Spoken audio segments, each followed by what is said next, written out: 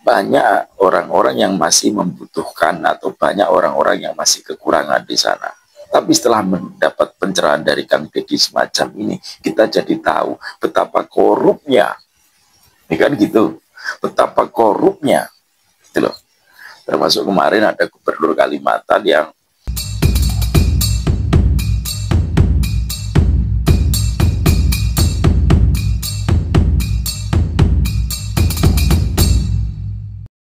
Assalamualaikum warahmatullahi wabarakatuh. Hamdan wa syukronillah mabadah. Sahabat Tarnews dimanapun berada, semoga senantiasa sehat walafiat dan dilancarkan dalam segala urusan kebaikan kita. Lagi-lagi KDM, lagi-lagi KDM-nya. Emang ini gubernur yang benar-benar untuk rakyat ya begini. Akhirnya kebuka semuanya, dan Kang Deddy ini ya Allah luar biasa emang ya. Ini kalau sampai tahu semacam ini ya, bisa-bisa ini berbahaya ini. Makanya KDM makin lama makin dibenci orang ya. Tapi orang-orang itu bukan dari rakyat atau dari masyarakat mana Jawa Barat, tetapi para elit-elit yang memang mereka benar-benar bukan untuk kepentingan rakyat. Oke, sebelum lanjut videonya, kita simak dulu ya apa statement yang diberikan oleh KDM ini sehingga membuat gempar. Itu orang Jakarta bisa digaji per kepala keluarga 10 juta. Kenapa? Kita ke depan adalah ingin membangun keadilan fiskal. Keadilan fiskal itu gimana sih? Saya kemarin ketemu sama Gubernur Kalimantan Timur. Ini makan pemikiran, kan kita boleh dong punya pemikiran. Saya bilang, Gubernur Kaltim, penduduknya berapa? 4 juta. Berarti kalau 4 juta, saya rata-rata satu rumahnya 4, saya bilang. Berarti rumahnya kan cuma 1 juta. Iya. Loh, kalau penduduk Kaltim 1 juta, rumahnya cuma 1 juta, kan sebenarnya bagi Kaltim ngasih 5 juta per rumah bisa.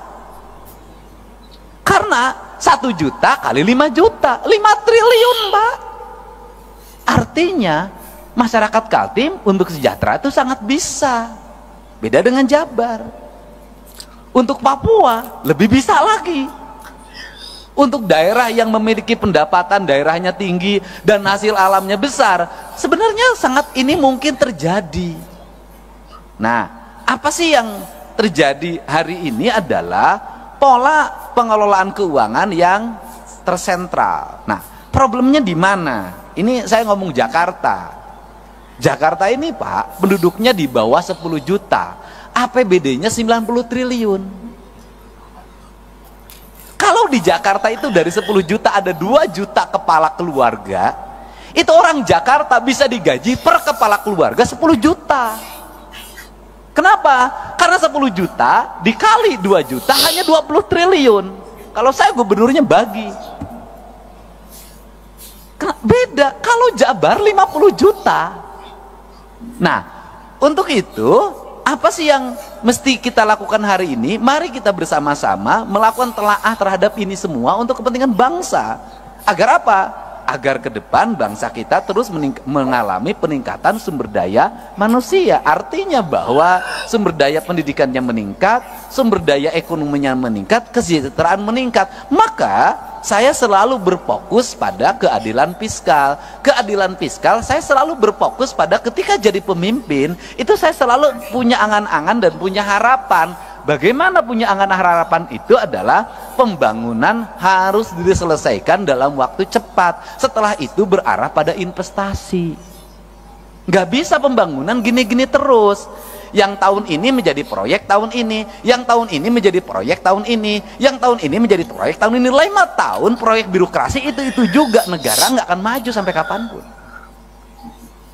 Tetapi yang harus dilakukan adalah apa yang kita selesaikan dalam waktu 1 tahun, apa yang waktu 2 tahun, apa yang waktu 3 tahun, apa yang waktu 4 tahun, apa yang waktu 5 tahun. Ini semuanya tidak boleh berulang. Pekerjaan kemarin harus tidak boleh dikerjakan hari ini lagi. Kenapa? Pembangunnya ke depan. Tujuannya untuk apa? Agar fiskal ini, fiskal yang tahun kemarin itu tidak digunakan untuk tahun ini, dan negara sudah mulai berpikir untuk membangun kemandirian.